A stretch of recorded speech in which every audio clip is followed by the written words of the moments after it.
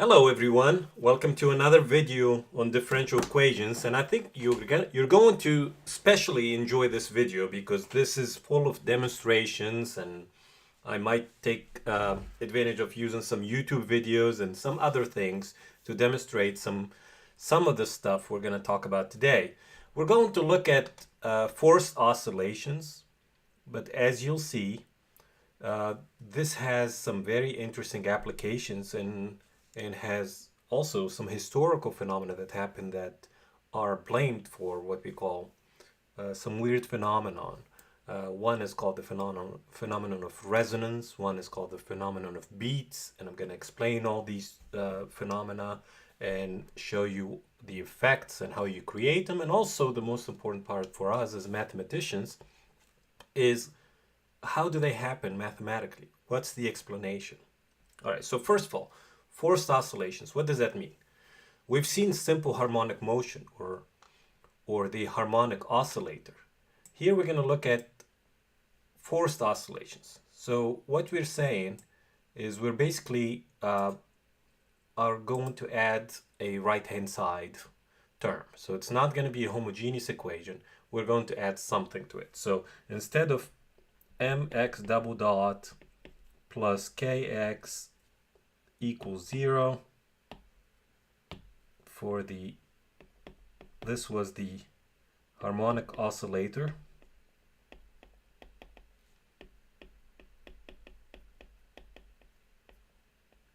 Well, this time we're going to add a force at the right hand side here. So instead of 0, it's going to have some kind of force. Now that force could have any kind of form, right? It could be something exponential, could be polynomial, could be trigonometric, it could be even hyperbolic. All the different kinds of functions that you've seen could describe what that signal is.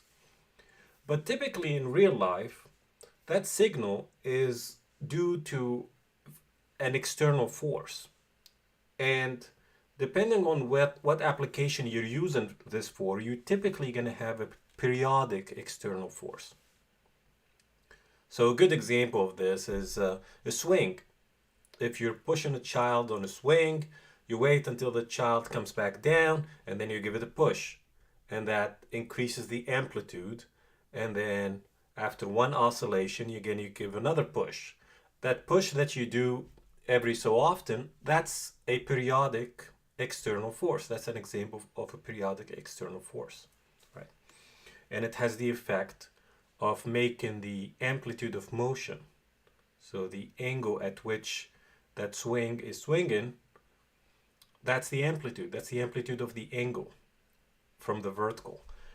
So you increase that depending on how much force you give and also how often you apply that. So because of that, we typically describe these external forces using some periodic mathematical function. Periodic mathematical function, best example, best way to describe periodic phenomena mathematically is using trig functions. So for our purposes, we're going to write the external force as something in the following form. F0 cosine omega f times t. All right, there are a couple of interesting things here to point out immediately. The F0 or F0 is the amplitude of this external force. So this is some kind of sinusoid, and it's going to have an amplitude. So we're calling it F0 because that's the amplitude for the force. Also, it's going to have its own frequency. So we're calling the circular frequency for this omega f. F is again for force. Now we already know this system itself has its own frequency or natural frequency or circular frequency called omega naught, and we already have seen in the simple harmonic case that this is square root of k over m. Now that part doesn't change. That part is still going to be there, so that part is not going to change. All right, so let's see if I can reduce. going to put that there. And I'm going to get this out of the way for now. See if that helps with reducing the flickering I'm getting. For some reason, despite everything I've done, like updating my video drivers, doing so many things, I still every now and then get this flickering effect that drives you crazy. All right, so hopefully it's something that you can overlook and it's not gonna bother your experience of following the video. All right, so what does this create? Well, this creates what we call forced motion, because you have an outside force now that's being applied to the system. Now, of course, that's not gonna become, that's gonna impact on the oscillations and the motion of the system, of the spring mass system. So imagine if you're going back to our spring mass system, so you got a spring, then you attached a mass to it, then that stretched it to equilibrium point, then you've got equilibriums right there, this is the x-axis. So now what we're doing is, it's not enough for us to just pull this a certain, stretch it by a certain displacement x, and then let go. No, we're actually gonna apply some kind of external force. So that external force, again, depends on how you apply it. It may be always pointed upward, or it might be a force that sometimes you point upward, sometimes you point downward. So you could define that force either way you want. But you have now an external force that depends on time and that periodically is pushing this system. Now, typically this is called a driving force, because typically you want to have an external force to keep the motion going. You don't usually bring an external force to try to slow down the system. You usually bring it to actually keep the motion going. So what would slow down the system? Well, what would slow down the system if you add, for example, a dashpot system, and you tie it to this mass here. So you fix it on one end, and you fix it to the support there. And you have basically this piston that's plunged into some kind of fluid. And every time the mass oscillates, this piston has to overcome this fluid here, whether it's in downward motion or upward motion. And depending on the viscosity of that fluid, that creates some damping. So that creates some resistance. And the friction in that fluid creates a damping effect which slows down the motion. And again, that's how shocks in your car works, because every time you hit a pothole would be like an example of an external force, even though it might be an impulse force. It doesn't happen periodically, it happens every so often. This right here, if I didn't have the shocks in my car, you wouldn't have something like this. Then the outside force is going to drive a system that doesn't have any damping. And if it doesn't have any damping, then that system is going to go crazy. It's going to start oscillating like crazy. So again, typically the external force is trying to set the system in motion. And the damping is trying to counter that.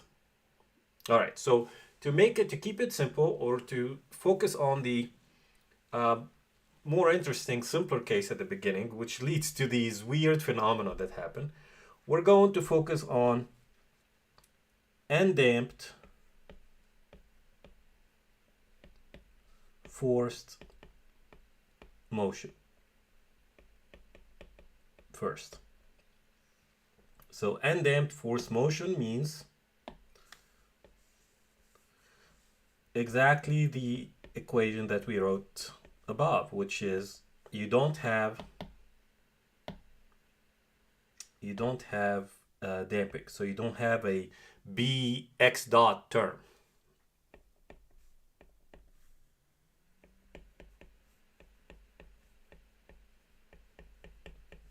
So this is what we're going to focus on. So what we're interested in is, of course, how does this affect the solution to the differential equation? Because the solution to the differential equation, gives you a formula for what we call the equation of motion, which is basically a formula that tracks how the x is changing, how the displacement is changing as t changes, right? As t evolves. So the equation of motion is really going to tell you exactly what's going to happen in the physical sense of the system. And what's cool about this is there are two sides to the story. There's obviously the physical side, if you actually go and implement something like this and then watch it experimentally, which is kind of cool. So you can see what's happening and you can have an intuition of what's going on. But there's also the mathematics behind the scenes. So you can actually just work with the equations, work with the variables, and from them, you can see the connection between these two things. Now, engineers typically focus more on the engineers and physicists focus more on showing you the experimental side and also the visual intuition of how this happens in real life, which is kind of cool. And that's a very important aspect. But it's also as important, and that's where mathematicians come in, to understand how the math explains that. Why does it make sense mathematically for us to see what we see when we run the system that way? Right? And that's what I'm going to try to achieve in this video, try to show you both sides. All right. So let's talk a little bit about the mathematical side of things.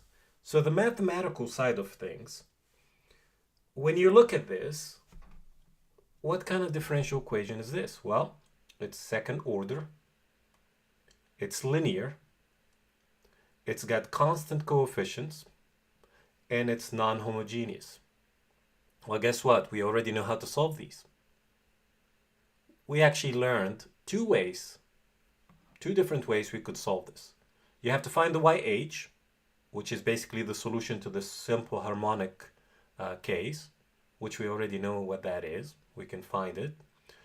But you also have to find, that's the part that's new, because of this outside force, because this is non-homogeneous all of a sudden, I have to find the YP.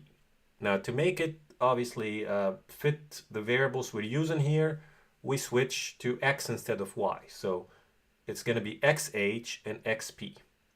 So that's what we really need. That's what it comes down to. Stuff that you already learned in other sections.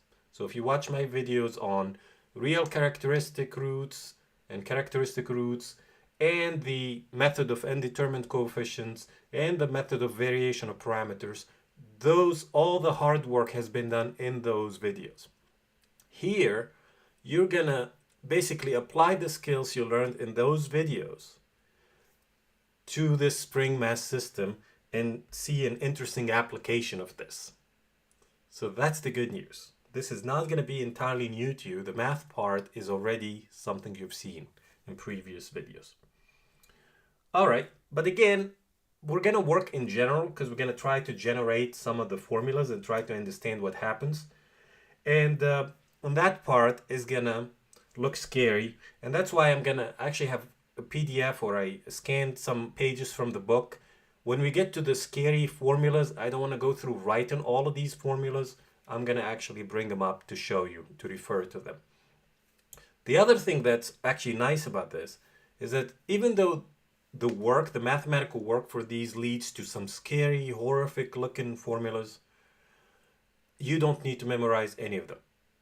We will show you at the end of this how to do a problem from scratch, and you'll be able to solve it just like you solved problems from the previous videos.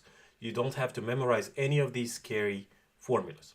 But I'm going to show you the formulas because engineers like to use these formulas and basically look them up, right? So I'm going to show you the formulas, and we're going to see how they came up with these formulas, at least in some of them, so you have a good understanding of where things come from. Again, it's one thing you already probably know by now from watching my videos and knowing how I lecture is I want you to know the why behind things. Okay, I'm not just going to give you here a bunch of formulas, memorize them, and do 10,000 problems and don't ask why. I want you to understand why things lead to certain formulas, why do they work that way, I want you to know the answer to the why question. All right, so let's see. So what can we do with that equation we have already? So again, a couple things we can do. We have obviously mx double dot plus kx equals f naught cosine omega f t. So first we're going to write the associated homogeneous equation. So associated homogeneous equation is going to be basically mx double dot plus kx equals 0. Now, good news, we already know a few things about this. We know we can rewrite it as this way. And we also know that this k over m ratio is basically the square of omega naught.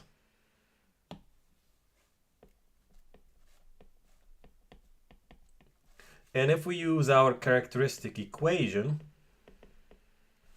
this becomes r squared plus omega naught squared equals 0. Now remember, omega naught is a positive quantity because this is square root of the k, which is the spring constant, divided by the mass, which is a positive quantity as well. So you're going to get r squared equals to negative omega naught squared. Now I know that looks scary because we're working with letters, but this is very similar to having like r squared equal to negative 4. It's basically r squared equal to some negative quantity, right? Because the omega naught squared is always going to be positive, and you've got a negative in front of it. So how do you solve for the r? When you square root both sides, and you're going to get imaginaries. So if you square root this side, you square root this side, this gives you absolute value of r. This gives you I omega naught, which you can write, if you remove the absolute value, as plus or minus omega naught I. Very good. So what does this mean? Now remember when we did the characteristic roots, this means we've got ourselves imaginary roots. So when we had imaginary roots, we had to figure out the alpha, which is the first number, the real part of the imaginary or the complex number, and beta is the we call it the imaginary part is this, right? And the number, the coefficient of the imaginary part, which is omega naught in this case. So when we did this, we learned basically that our solution would be YH, but here I'm going to use XH of t, equals e to the alpha t times C1 cosine beta t plus C2 sine beta t. Well, let's plug the alpha and the beta. The alpha is 0, so that's going to get rid of the exponential because e to the 0 is just 1. So this becomes xh of t equals C1 cosine. Beta is omega naught. And this is going to be sine omega naught t again. And again, this formula is not new for us. This was the formula we had for the simple harmonic motion. Now we just kind of derive it again by using the characteristic roots. And we obviously also learned that we could convert that, right? There's an alternate form, if we wanted to, that we could use for that. All right, that's nothing new, nothing interesting, boring. So we need to get to the part that's new. So the part that's new is finding the XP. So how do I find the XP? How do I find the particular solution? Well, to find the particular solution, I've got two options. So option number one is to use the method of undetermined coefficients.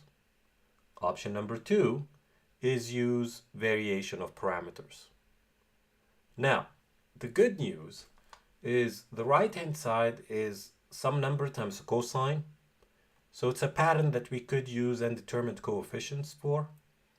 And you may recall, if you remember what I said in the video of variation of parameters, I said when you are in a situation where you could use either method, it's better to go with undetermined coefficients because it's a lot quicker.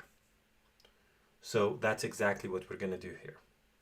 So remember basically what undetermined coefficients tells us.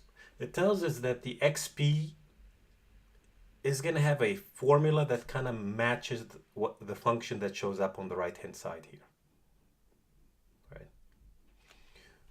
So the right hand side is some number times cosine omega ft. So our form of xp is roughly going to mimic that, but there is a catch. Remember the catch? When we did the method of undetermined coefficient, it said even if only cosine shows up or sine shows up, you have to match it with the linear combination of both cosine and sine. All right, so according to this, I can already see, or I can already expect that my xp is going to have the form something times cosine omega ft plus something times sine omega ft. Now, is that always true? Is that always true? Think about that for a second. And think back to the problems we did with undetermined coefficients. Were there any weird problems we came across? They were tricky. Yes, collision. Do you remember I called it collision? Collision was when the right-hand side matched one of your YH or XH solutions. When you had one of those, you couldn't just match this. You had to multiply it by t to avoid that collision. Do you guys remember that? Again, if you don't remember, I would definitely recommend reviewing and rewatching that video on undetermined coefficients. I think there were 2 videos on that topic. So, how do I know if I have a collision or not? Well, this has a cosine, and this also has a cosine in it. When will they collide, or when would they collide? Well, they would collide if this omega f is exactly the same as omega naught. So if omega f matches omega naught, then we've got a clash. We got a clash between this cosine and this cosine. Then we would have to times our form by t to avoid that. But if omega f is not equal to omega naught, even if it's just slightly off of it, as long as they're not equal, then I don't have to do that. Then I can just mimic the form of this. So see where this gets tricky? Because I have to make that decision. I have to treat this as 2 separate cases. The case when omega f and omega naught are the same, and the case where omega f and omega naught are not the same. All right, so case 1, omega f not equal to omega naught. Okay, so if that's the case, then we have the freedom to mimic this pattern. We're not worried about this clashing with this cosine here. So we don't have to times it by t. So in this scenario, let xp equal a times cosine omega ft plus b sine omega ft. So again, nothing new here. We're basically using the method of undetermined coefficients. We just assuming that we don't have a collision. So of course, remember, it's called the method of undetermined coefficients because now I have this a and b that I have to figure out. Those coefficients, I don't know what they are. So I have to determine those. So this is the process that we have to go through. But how do we determine those? Well, you know this xp should make this equation true. So I have to take the derivative twice and plug it in here and match everything and see if I can get some information about what the a and the b should equal. All right. So that's the part that's kind of tedious, at least when you're doing this with letters. And that's the part where I'm going to save us some time by showing you what you end up with. So I'm bringing in, let me move this here. So I'm bringing in your book here, and I want to show you what happened here. So watch this. This is case 1. You may not see it very well here, but it says case 1, unmatched frequencies. Remember, these are frequencies. Unmatched frequencies, omega f not equal to omega naught. By the method of section 4.4, remember, that was the method of undetermined coefficients. You use this, you allow xp to equal this form. And then they even skipped it, right? So you basically take xp dot and xp double dot and plug all that mess in here, and then collect like terms on the left side, and then match basically what's in front of the cosine on the left with what's in front of the cosine here, and match what's in front of the sine with 0 because we don't have a sine here, and then solve for a and b. If you do all of that, which they already did that for us, this is what you get. So I'm gonna write that part. So you get a equals f naught over m times omega naught squared minus omega f squared, and b turns out to be 0 conveniently. So basically this sine term disappears. So let's plug that in. So what does that mean? That means xp is equal to f naught over m times omega naught squared times over omega f squared multiplied by cosine omega f t. There you have it. That's the formula for the xp. Now I want to point you to something really interesting about this one. Obviously this is a sinusoid, right? It's not a sinusoid with the same frequency as this sinusoid, because we're assuming they don't match. So you can imagine this is like some kind of graph of a sine function, because remember, you can combine these into one single sine wave. So there's some kind of sine of a graph, there's a graph of a sine function with this frequency, omega naught. And this one is basically the graph of another sine wave that doesn't have exactly the same frequency. So it's lagging behind this one. One is lagging behind the other. But the interesting part is the amplitude of this. The amplitude of this is not, look at it. It's going to be f naught, which is basically the amplitude of my right-hand side here. And so that goes on top. So what does that mean? That means the stronger the amplitude of the force that you're using externally, the stronger the amplitude will be of this particular solution. But there's another interesting thing that shows up in the math here. Look at the denominator. The denominator has the m, which is constant, doesn't change.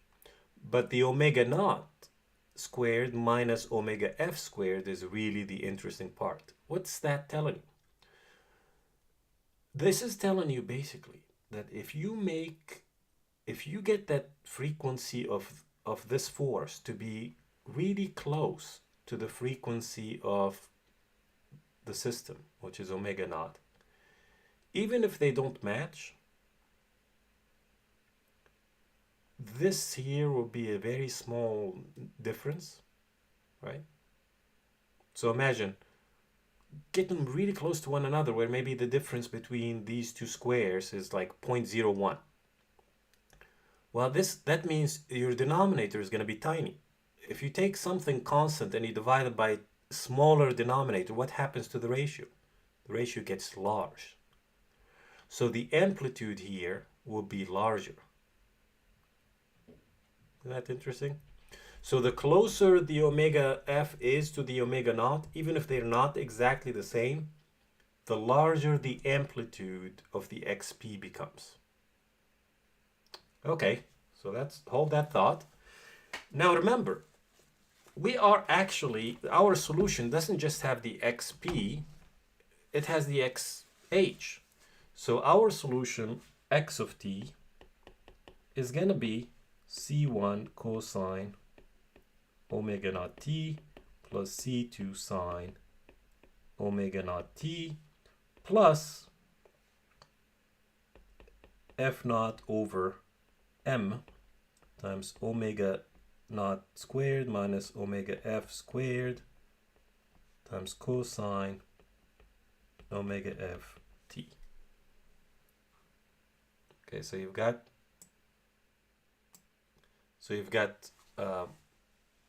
all of these terms get combined together. Okay, there's one thing interesting about this, by the way. We already know we could write it in an alternate form, because remember, these can be aggregated into one single sine wave. So we could even write this better as, remember when we did this before, we called it A, and we did cosine omega naught t minus delta. We're going to do a small tweak here, and they did the same thing in your book. We're not going to call it A because we already used A here.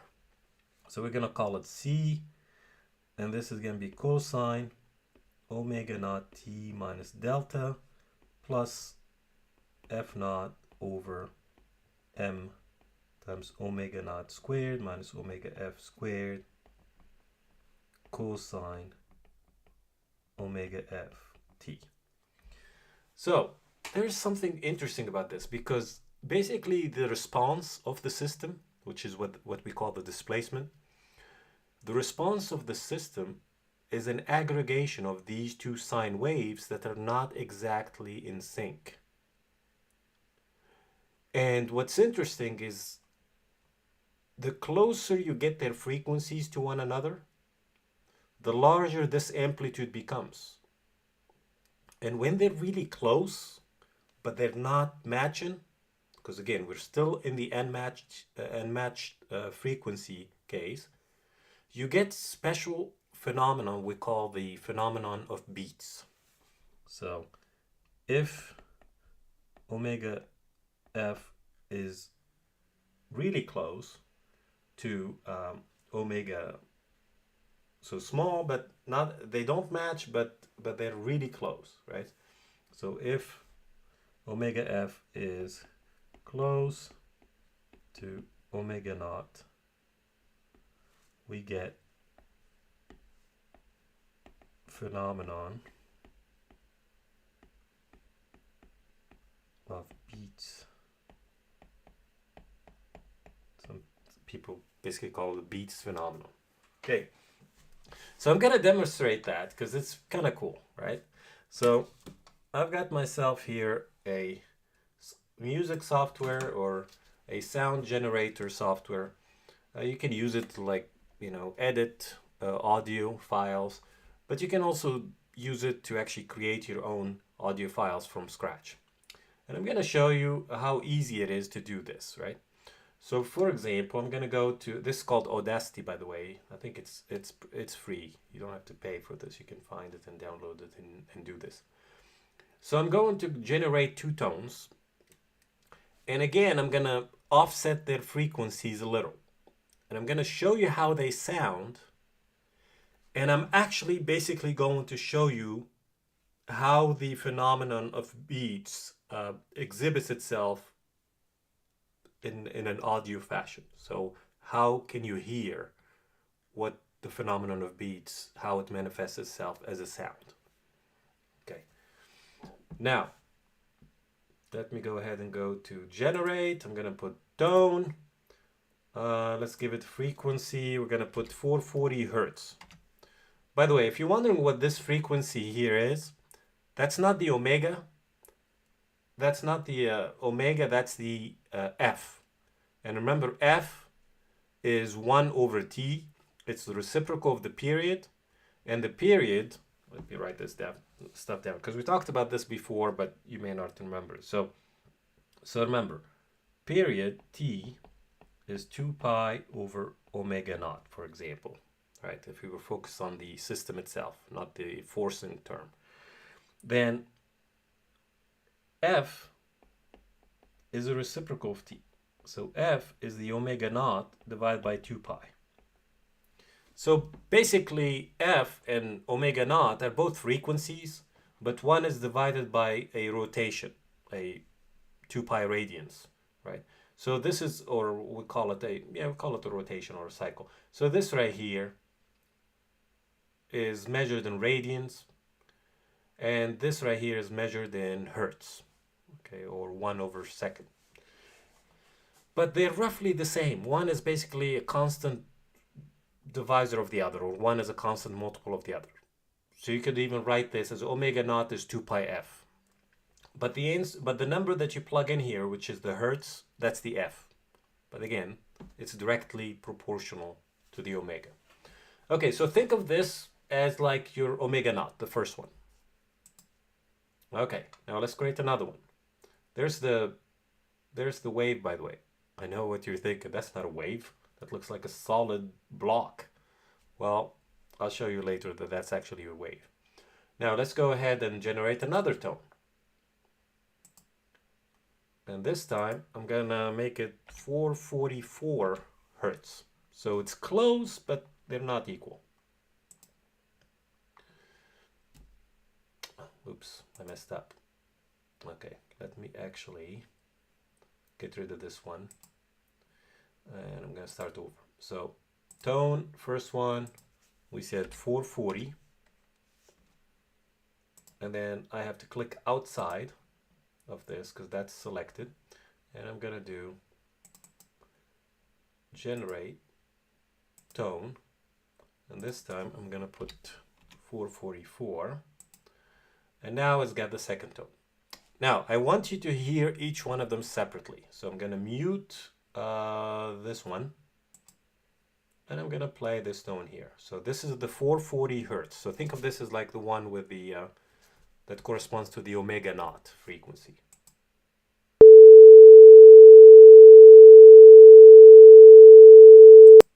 Okay, so that's that one. Now let's mute that one and unmute this one. And now let's play.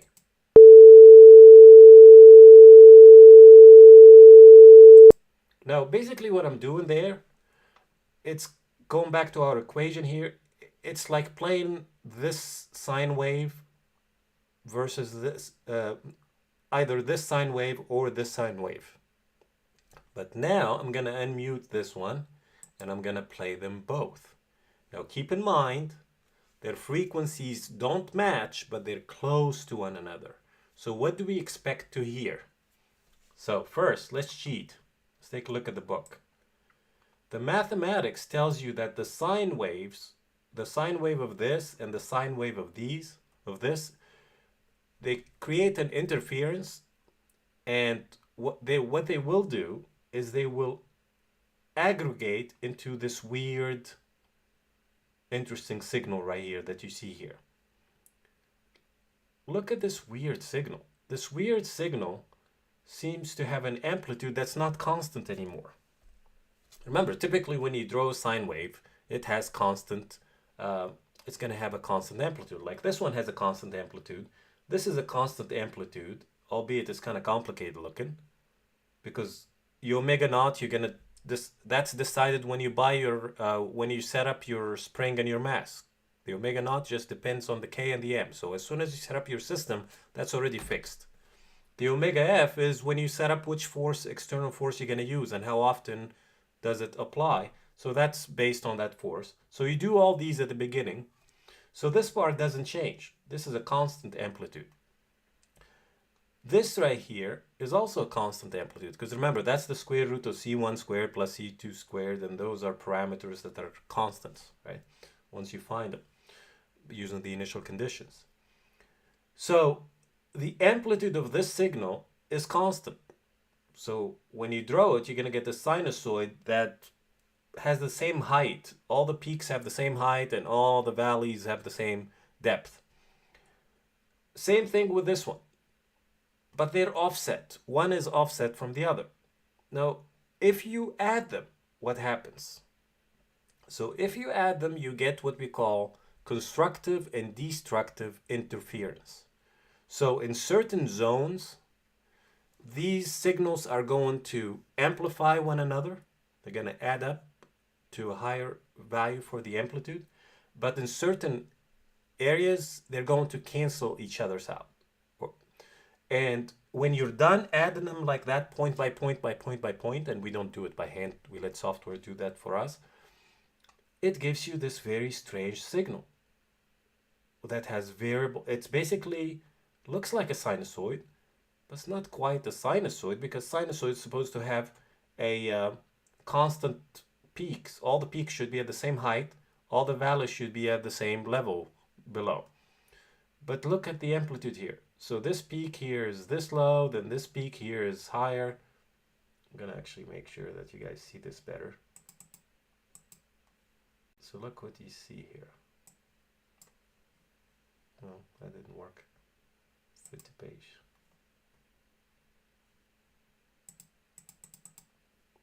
All right, so let's focus on this. So you see right there, you've got,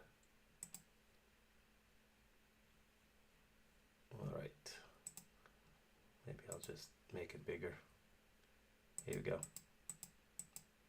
So focus on this part right here. So you see, you get this small amplitude there, but then this amplitude is bigger there, then it's bigger, but then it starts going back down, and then it rises again, and then it comes back down, and it rises again. Now, if this signal is an audio signal, it's a sound, what is this rising and coming back down and rising? That's a rising in amplitude or volume, right? So that means the sound is going to get louder, and then comes back down, then louder. So you get this whoa, whoa, whoa, whoa, whoa, whoa, this wobbly, weird looking sound. And that's what we expect to hear. So this is what the math is telling us should happen when you interfere two sounds that have very close frequencies to one another. Well, you know what? Let's find out. I muted both of them. Now let's hear it.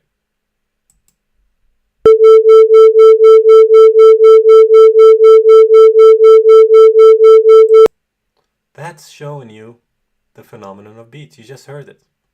Now, okay, what's the big deal about this phenomenon of beats? So how do people use this like in real life? Where is it, for example, what is one way the phenomenon of beats is practical? Well, it's practical in tuning musical instruments, for example. So if you've got somebody visiting as a piano tuner, they use this phenomenon of beats to actually tune the piano. You could use it to tune the strings in your guitar. So what you basically do is you play a sound or strike one string, and that's going to create a signal. And then you're going to strike another string, and you're going to hear this wobbling effect. And basically, as you're hearing this wobbling effect, you're hearing these beats. That means they're out of sync. Then you start to actually adjust them and tighten the strings until that disappears. When that disappears, that means they are in tune. Okay, so this is one example of where this is used. Now, I'm gonna actually show you something really cool, because I know this doesn't look convincing here, because it's probably bugging you, right? What is this? These don't even look like sinusoids. Well, the reason they don't look like sinusoids is because of the scale.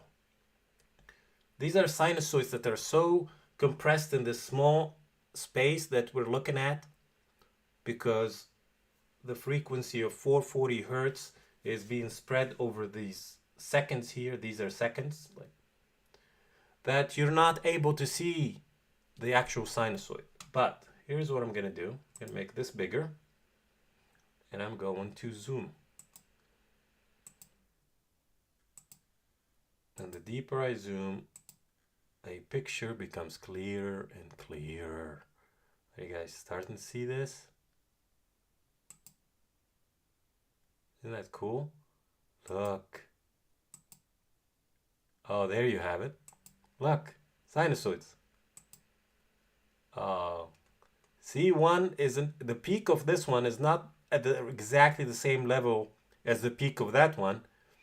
It's slightly lagging behind, but it's not that far off. It's not even easy to tell that they are not in sync, because a difference of 4 hertz is very tiny in frequencies. But here is the part that's really cool.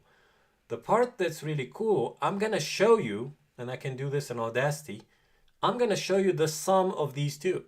I'm going to show you the aggregate signal between these two. So we have to tell it to actually, let's see, I have to tell it to select all. There you go. Select all. And then I'm going to say tracks, mix and render to new track. So it's going to create a new track for me that has the sum of these two. There you have it. Now I know you're looking at that and you're saying, well, that doesn't look like that picture in the book. Well, again, because in this case, we're zoomed in too far. So let's start zooming out.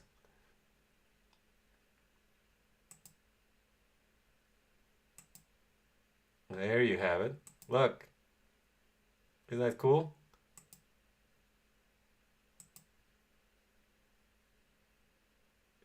And again, all these here,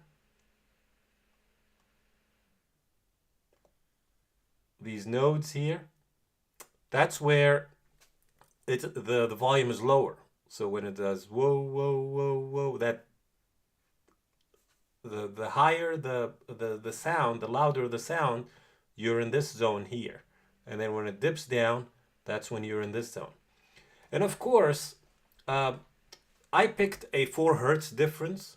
If I make that smaller or I make that bigger, that's going to stretch or compress this phenomenon. But what's interesting is after a certain gap, these will disappear altogether. So you're not going to have this weird effect. You're not going to have the phenomenon of beats anymore. Right? So the interesting thing is what happens if you make them equal. And again, that's another case that we're going to look at later. But for now, let's actually see.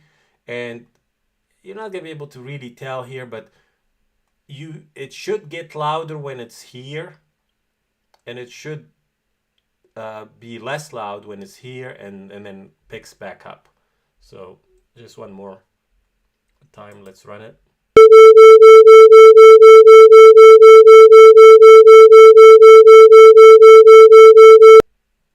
I don't know if you could tell, it's pretty fast, but that's the idea.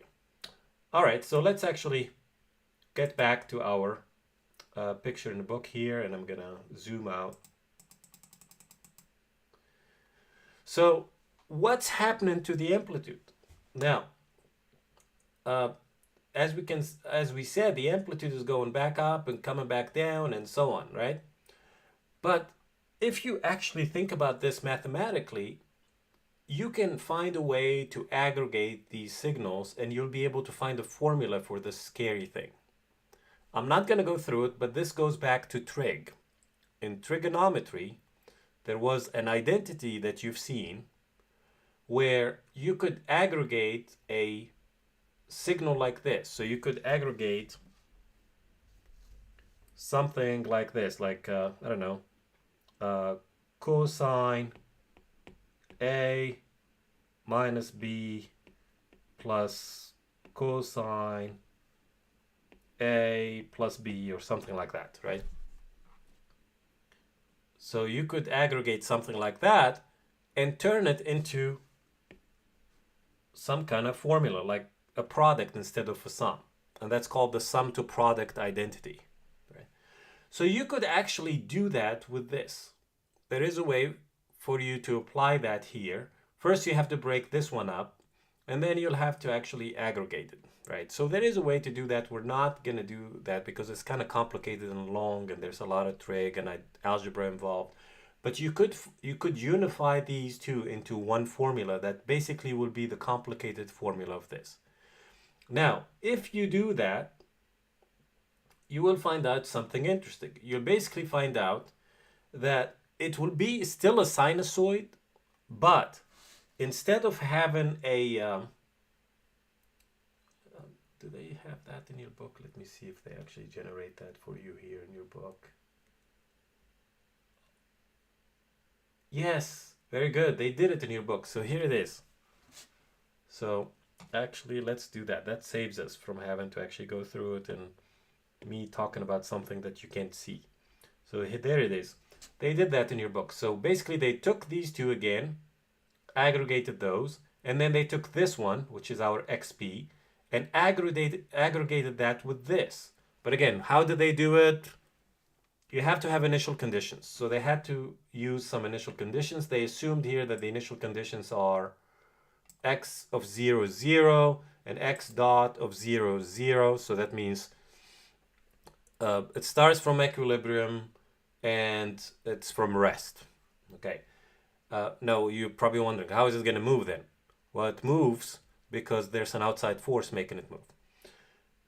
And then they use trigonometry. They're not showing you that, but if you use trigonometry, look what the aggregate of those two will be. Look at that. So I'm going to write that because I want to dissect that. So the x of t that we had earlier can be written as 2f naught over m times omega naught squared minus omega f squared times sine omega naught minus omega f over 2 times t times sine omega naught plus omega f over 2 times the whole fraction times t.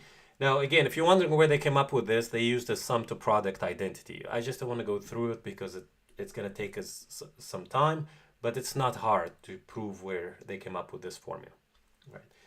But the part that I want to show you is what's the interesting thing about this formula, and again, how the math explains what we just experienced through the sound and where this picture comes from.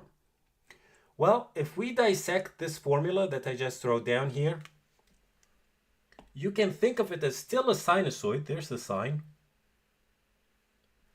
And what's in front of it is an amplitude. But the amplitude itself is not constant.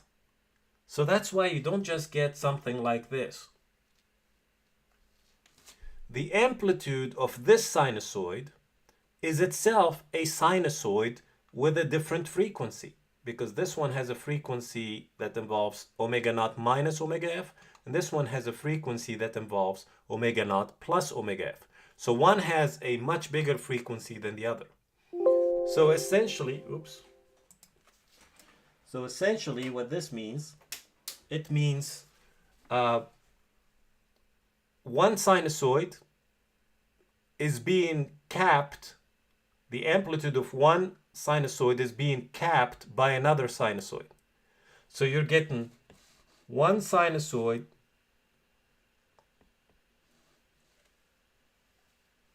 with a larger frequency trapping another sinusoid inside of it.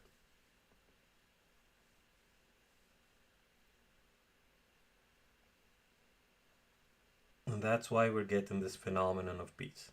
So not only we know this phenomenon of beats, the picture is horrible there, but you can ignore that. But not only we get this phenomenon of beats, and we have a formula for it. And not only that, we can compute the frequency of this bigger or slower sinusoid versus the much faster oscillating sinusoid. So you've got faster oscillations inside being trapped and confined by these outer slower oscillations. And again, that comes from these two sinusoids. You can think of one as like the amplitude of the other. So because the amplitude is not flat, it's not a constant here, you're not getting these green oscillations to be all at the same height. The height of these green oscillations is controlled by the height of this sinusoid. Isn't that cool? So again, I want you to understand the physical intuition and physical understanding of this and experience that through the sound, but also to see mathematically why that makes sense. That's the beauty of this. All right, the other thing that's also interesting, and I'm going to take you back to the previous page. There was another picture here. Look at this picture here. What is that picture showing? Well, this picture here relates to case 2. So we need to talk about case 2. So what is case 2? All right, case 2. Case 2 is, what if the actual omega naught and omega f match? So omega f equals omega naught. Then we get what we call the phenomenon of resonance. Now, we're going to understand this phenomenon of resonance and see the effect of it, but let's go back to our equation and see if we can understand what that does to the xp. So if omega naught and omega f match, that means we have collision between the right-hand side term and one of the YH or the XH solutions. Which means when we go to write XP, we can't use this formula anymore. We have to use this formula, but we have to times it by T to avoid that collision. So that's the mathematical side effect of this. So XP then would have the effect AT cosine omega f, but remember omega f is basically the same as omega naught, so we can just write it as omega naught t plus bt sine omega naught t. And then of course you can solve for a and b, the indeterminate coefficients. Again, how do you do that? You take the derivative twice, you plug it back into the differential equation, you match the coefficients. If you do all that, they already did that for us. They're saying this is exactly what's going to happen. You're going to end up with A is 0, which is convenient, and B will turn out to be F naught over 2m omega naught. So XP essentially becomes F naught over 2m omega naught times T. I can't forget the T. It's very significant what that T is going to do here, as you'll see. So the T multiplied by the sine omega naught T. So that's your XP now. And of course, you're still going to aggregate that with the XH that we had earlier. So you're going to have X of T equals C1 cosine omega naught T plus C2 sine omega naught T plus the XP part. F naught over 2m omega naught t sine omega naught t. All right, so let's try to understand this signal. Okay, so what is going on here? Well, we still have a sinusoid, but what's the difference? Well, the difference now, this sinusoid here does not have a constant amplitude. Look at this amplitude. The amplitude here is constant. This part is constant. But there's a t, which means the longer you let the system run, the bigger this amplitude is going to be. This signal, remember what this signal is. This signal is just a simple harmonic part. So this signal here is just the happy regular oscillation signal. So this one, on one hand, is just trying to do its own regular sinusoid. Doesn't want to bother anybody. But this one is a signal that has the same frequency, but with an amplitude that's ever growing. And you're going to take this signal and add it to this signal. Well, if you add two signals and they're in sync, for starters, they're going to amplify one another because we have constructive interference because they're both in sync. So the peak of this signal, whatever this signal has peak, it's where this one has a peak, so it's going to double this peak when you add them up. But on top of that, the peak of this is itself getting bigger. So as the peak of this is getting bigger, as time increases, the sum is going to have an ever-growing amplitude.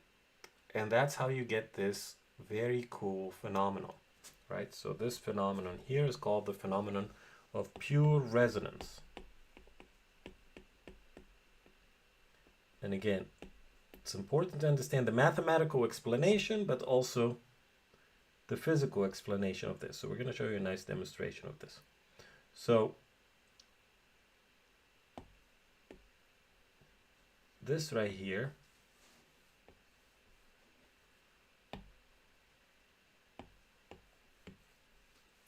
is going to create an amplitude that's ever growing. And what, oops, I didn't want that.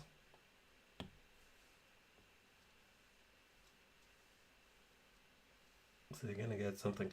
And what's crazy about this, the longer you let it run, what's gonna happen? The wider these oscillations become. So this is actually catastrophic for the system. Because let's take it back to the physical system. This is telling you that that mass that's attached to the spring, the amplitude of displacement is going to get larger and larger and larger and larger. What is it going to do? It's going to lead to failure. So it's going to break until that mass becomes gets to oscillate so crazy until it breaks the spring. And you definitely don't want to be around it when that happens. And what's crazy about this is it doesn't take long for this to happen. It could be a matter of seconds, right? So a phenomenon like this can be disastrous for a mechanical system. And if it's not watched and if it's not taken under consideration and it's not controlled, this can make a big difference between something being stable and something completely collapsing, and it can happen very quickly, right? What's interesting is the signal, the amplitude is controlled by what? It's controlled by this part right here, which is basically the equation of a line, right? Because it's some number times t, y equals some number times t. That's going to be a line of slope, whatever that number is. So these lines here, this line right here is basically x equals f naught over 2m omega naught t. And you can think of this line as equation x equals negative f naught over 2m omega naught t. So again, the oscillations are capped by those two lines. And because those lines get wider, farther apart, that's making these amplitudes get wider and wider and wider, and that's a disaster, right? Okay, so that's called the phenomenon of pure resonance. All right, let's see if we can show you some interesting examples that has to do with pure resonance. So, first one is the classic example. I'm sure that some of you may have seen this. It's a classic example to show students in a physics class or an engineering class. The famous Tacoma Narrows Bridge and its collapse in 1940. It opened in July, and 4 months later, they had to close it because it started having these crazy oscillations, and then it collapsed. So let's take a trip down memory lane and watch this really short video that will kind of put this in perspective. Again, this is 1940s, and this is the Tacoma Narrows Bridge in state of Washington.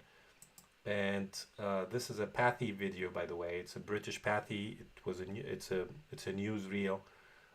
They have some of the best newsreel from the 20th century. And then I think I don't know how many years ago, they decided to make it all public, free for people to use, and it's available on YouTube, among other places. So let's take a look at this. Tacoma Bridge, Washington, opened only a few months ago, was built at a cost of over $6 million. But misfortune overtakes the great structure. These are some of the most amazing pictures ever recorded by a newsreel. The actual collapse of the world's third largest suspension bridge.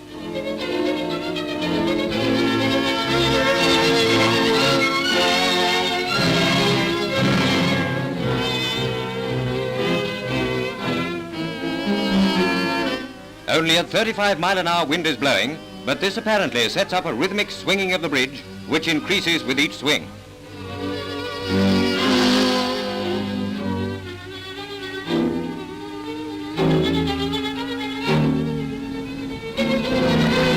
That guy got out in the nick of time, by the way, and that car didn't make it, but...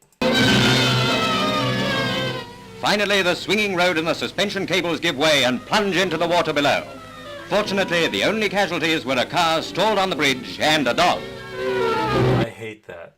You know, the dog, the poor dog. Why did the dog have to die? Why didn't somebody try to rescue the dog? Every time I watch this, it breaks my heart.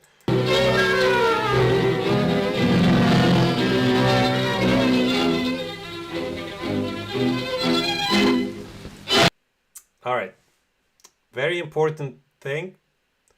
Even though I'm showing you this in a video where I'm discussing resonance, and even though I did it right after I explained what resonance is, the reason that bridge collapsed is not resonance at all. In fact, it started actually oscillating vertically at the beginning, which is what resonance was doing, and it had to do with the winds. It's actually not exactly resonance. That too is like we call this a vortex effect. But what actually caused it to start swaying those weird oscillations side to side that you've seen certain parts of it, where it started wobbling, like this part going up and this part here, the bed of the bridge here, started this part going up and this part going down, and then this one going up and then this one going down.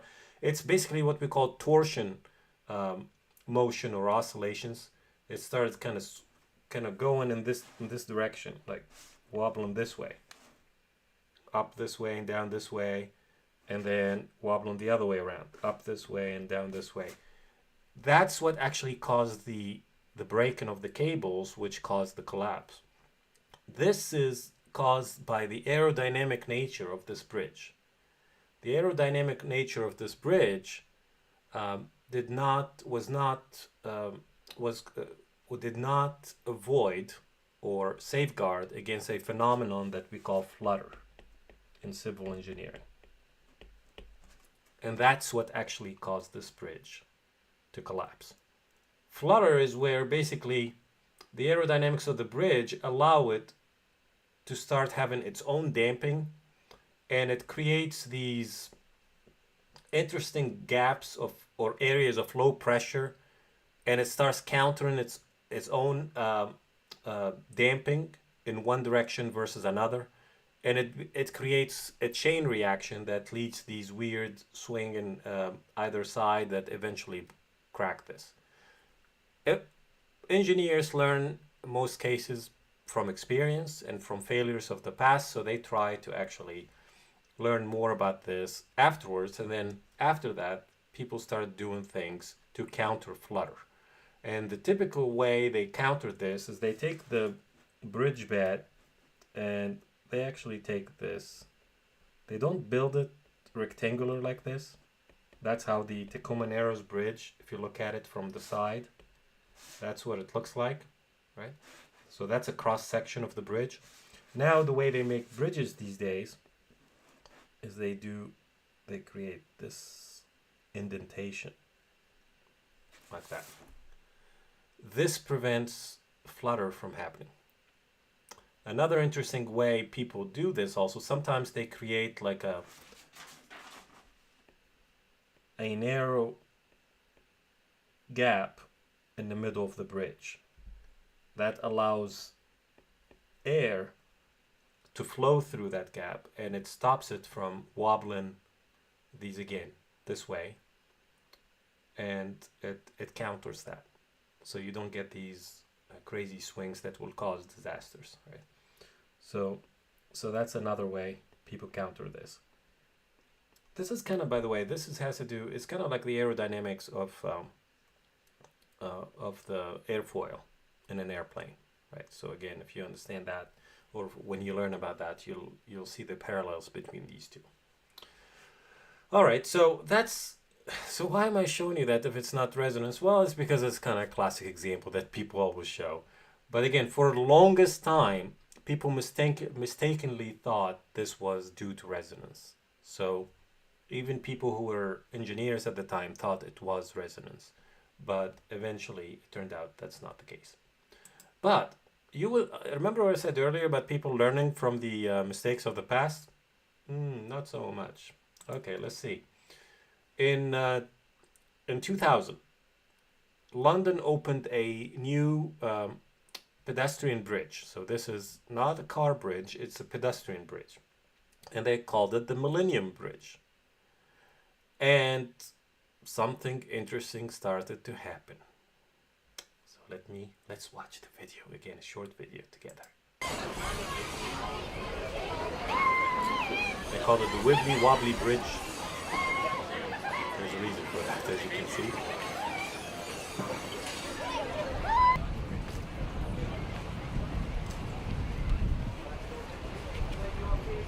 So pay attention to the date. It opens on June 10th.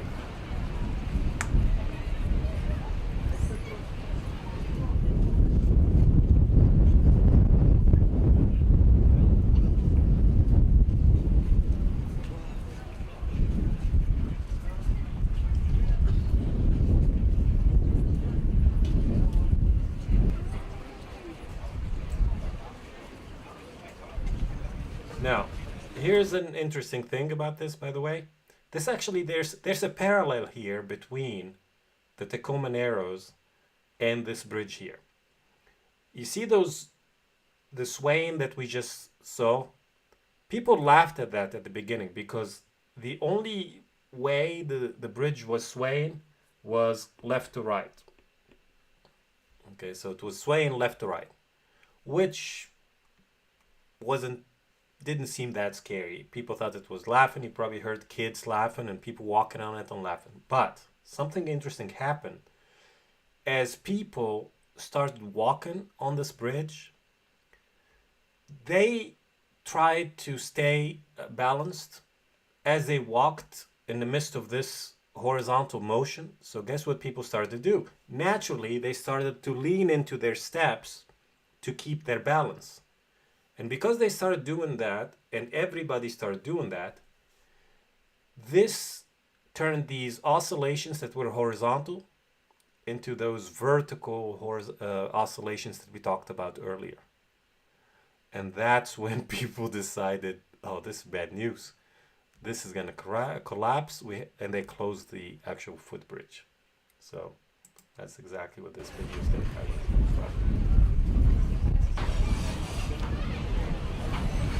They call it the wobbly bridge.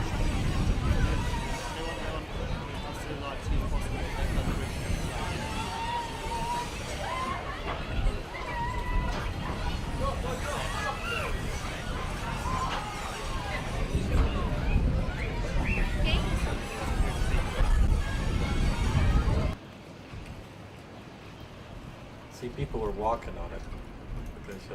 It was closed for 2 years, and it took him 2 years to fix the problem. So you see how these are people who were smart. You know, these are engineers that do this every day, and they made such a big gap with this.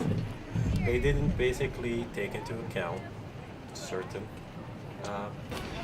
external forces, right, and how they impact the bridge, and that's the reason it led to this. But it took them 2 years to fix that. So imagine how much money they lost for the bridge not being open, and how much money they lost trying to fix the initial error. So again, this shows you how these phenomenon of like resonance, for example, and other phenomena you learn about if you go into engineering, like flutter and vortex and many other phenomena that bridge makers have to worry about. And it's not just bridge makers. You have to worry about them in any kind of structure you build or work on. All right, so that's a little bit about pure resonance, and those are some cool videos I wanted to share with you. Okay, let's see. How are we now with everything? We're probably getting to a point where I need to show you some of the formulas, and then we'll just do a quick example here. Or maybe we'll leave the example for a follow-up video because I don't want to make these videos way too long. So we saw the formulas. Basically, this was the formulas for the undamped forced oscillator if the omega f does not equal to omega naught, and we've seen that. Now, what if it's pure resonance? We've seen that, right? So we've seen the formula for pure resonance. So the next thing I want to discuss, at least the theory part of this, is what happens if you have a damped. Okay, so what happens if you have a damped system? So this is going to be damped and forced at the same time. So you're going to have mx double dot plus b x dot plus kx equals to, again, we're going to have our f naught. What is it? Here we go. F naught cosine omega f t.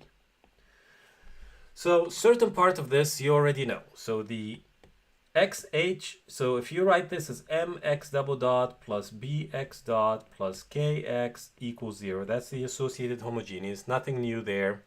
How do you do this one? You're going to do mr squared plus br plus k equals 0 and solve for r.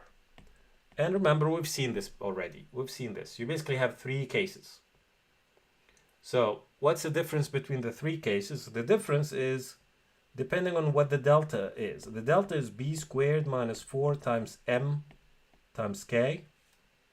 So if delta is positive, that's when you get two distinct real numbers or real roots.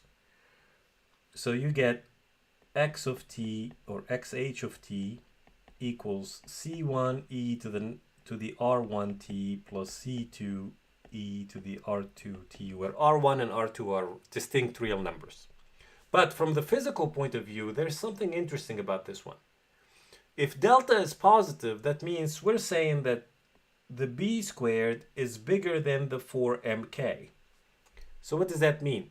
That means the damping factor overcomes the mass and the inertia and the spring constant. So what's that doing? Well, that means the system has a lot of damping in it, more than enough to overcome 4mk. So we say the system is overdamped. And we've seen this before when we discussed this. We said that this means basically you're hardly going to get any oscillation. You may get a few oscillations and then they're going to die down because there's a lot of damping. But again, there's different levels of overdamped. There's barely overdamped, there's way overdamped. So I can't give you one picture that describes overdamped because there are different kinds of overdamped. But in general, you can think of overdamped as something that's going to hardly oscillate and then it's going to die down like that, right? Now, if delta is equal to 0, then that basically means that your damping and the 4mk terms cancel each other's out, which means you're kind of right on the edge. You're kind of breaking even between not having enough damping and not having too much damping. So we call it critically damped. So this is critically damped. Now remember what the solution of this looks like. Well, this is where you get a repeated root. So your xh of t will have a c1 e to the rt plus c2t e to the rt, where r is going to be negative b over 2m.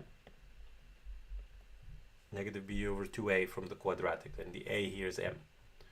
And then the third case is when delta is negative. Delta is negative, that means the b squared is smaller than the 4mk. So you're going to end up with a negative under the square root, which means you get imaginary solutions. So this means physically you don't have enough damping to cancel this out. So it's called the underdamped case.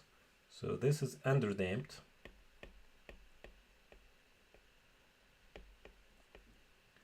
And this is where you get the alpha and the beta. So this is where you get xh of t equals e to the alpha t times c1 cosine beta t plus c2 sine beta t. So when you're looking at the solution to the damped and forced case, you're always going to end up with one of these, either the underdamped, the critically damped, and the overdamped. And if it doesn't have any damping at all, if this disappears, then you get what we call undamped. Undamped is basically a special case of the underdamped. It's the difference between undamped and underdamped is undamped means the b is 0. So the alpha will disappear.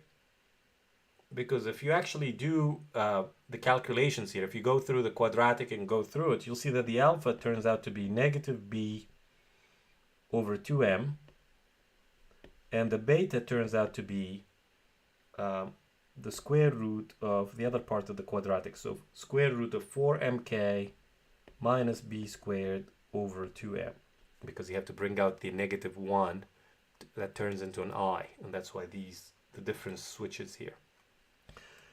So if you have n damped, this disappears. This part here goes away, which means e to the 0 will go away and become 1, and you just get this part right here. And if the b goes away, this part becomes square root of 4mk over 2m. The actual, if you cancel, it becomes square root of k over m, which is the omega naught, by the way. And that's how you get the omega naught. So you get, again, you get that case that we're familiar with, which is the simple harmonic motion. All right, so that part is not difficult. That's, again, a review of things we've seen. But the part that's interesting is, how do I get the xp, right? Well, the good news, though, none of these are going to create a collision with this term. You guys see that? This is a cosine term. These are all exponentials. Even this exponential, even the one that has a cosine, it has an exponential in front of it. So it doesn't clash with this one. So that means you're never going to get resonance. So you see, this means one way, physically and mathematically, to counteract the presence of resonance is by simply adding damping. So if I have this damping in there, it doesn't matter what the value of B is. If I have some damping, that already avoids that disastrous case of resonance, which is this case here. So this is not going to happen if you have some damping. And of course, how much damping, that depends on the application and what other things you have to work with. But again, in real life, by the way, especially if you're like working with mechanical systems or PID controllers or things like that, you typically trying to get the critically damped case, right? So that's the more stable case, right? You don't want something to be over damped, and you don't want something to be under damped. Over damped is too stiff. Under damped is too loose, if you want to call it that, and it becomes too risky. So typically this is the happy medium that you try when it comes to stability of certain systems. But again, it depends on the application, it depends on what you want to happen. But this shows you mathematically that how resonance can be entirely avoided by adding this extra simple term here. So this is, by the way, called the damped forced system. All right, of course, we still would like to know what is the XP. So how do you find it? Well, again, you can just use A cosine plus B sine, right? Because it doesn't clash, so you can just use that. So that's what they did here. So your XP is going to be A cosine omega ft plus B sine omega ft. And they found that your A ends up this horrible formula here. I'm not going to actually write it down. And this horrible formula here. And you can plug those in. And you could even convert it after. No, I wouldn't convert it until you actually write these as a number. So when you're doing this in a numerical sense, and you're doing this as an example, you won't have to actually memorize all these formulas or go through them. And again, that's the cool part of all this. All these scary formulas, you won't have to remember a single one of these.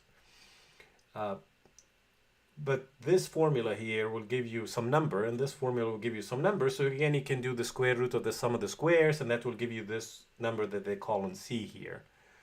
And you can convert it to basically some kind of sinusoid. So this XP can be condensed into a single sinusoid, and it's going to have omega ft minus, typically they don't want to call it delta. well, they call it delta here, but technically this is not the same delta from the oh, actually, yes, yeah, you can call it delta because we don't have a delta from the xh. The xh doesn't have, well, actually it does. You can get, if you're in this situation, you could combine these into a single alternate form, and you can call the phase angle delta. So typically they have to call this something else. Your book should have used something different here. Let's see if they changed their mind somewhere else. Well, they didn't. Well, that's all right. So we won't worry about that. Again, when we do that in practice, we won't have to worry about all these things. All right, so C again is the square root of a squared plus b squared, which are these. Okay, but the part I want to, again, focus on is I don't care so much about these formulas. I care more about what's happening. Okay, so what's the behavior of the system? Now, one thing interesting to track in this situation is the amplitude of xp. Now, again, they did that for us. They basically took these two and squared this one, added them, which is a lot of algebra, and then square rooted. And they did all that mess for us. And this is what it gives you. So this is what you get. So your C that we called C here is basically equal to this fraction here. Now let's think about that again. What happens if your omega naught and omega f match? Well, if omega naught and omega f match, this term here will cancel because the difference of the squares will become 0. But notice it's not going to cause a big disaster because the amplitude is not doesn't have a t in it, so it's not going to grow indefinitely. So you see, we completely avoided pure resonance by having some damping in there.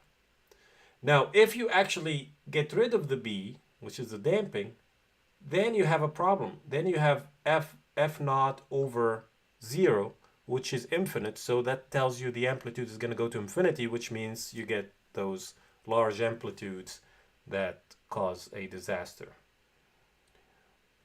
The other interesting thing to look at is how the behavior changes depending on what level of damping you use. And they use a really nice picture here to help you with that.